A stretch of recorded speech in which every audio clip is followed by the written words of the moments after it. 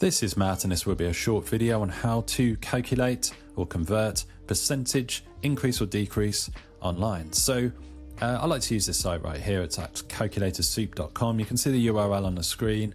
I will of course put that URL, as it's quite long, I'll put it in the video description just below this video. Click on that link and you'll find yourself right here. So super simple. We've got the mass here.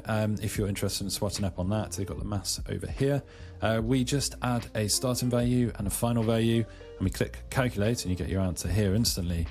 So let's say the starting value is 123, just going for random numbers.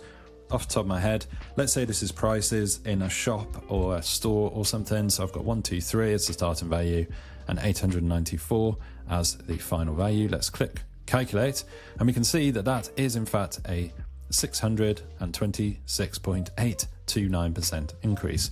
So it's very specific. As you can see, it's quite granular. We've got a few decimal places there, and you can see all of the maths has been worked out for you if you need to, copy and paste that into a document or whatever you need it for. Maybe you're just doing a quick calculation in a shop. You can access this obviously on your cell phone, mobile phone, tablet, desktop, wherever you are in the world. You can bookmark this site. It will always be here for you. Highly recommend bookmarking it. Let's try the decrease.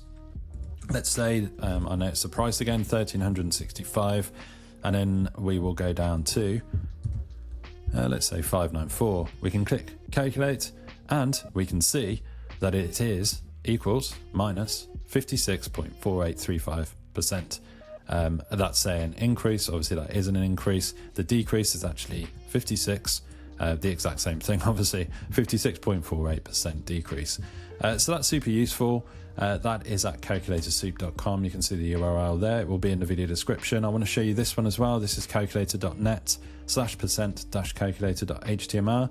There's a whole bunch of different calculators here, all on one page. They've got a basic percentage calculator at the top right here. They've also got a percentage calculator in common phrases, 3 different versions there.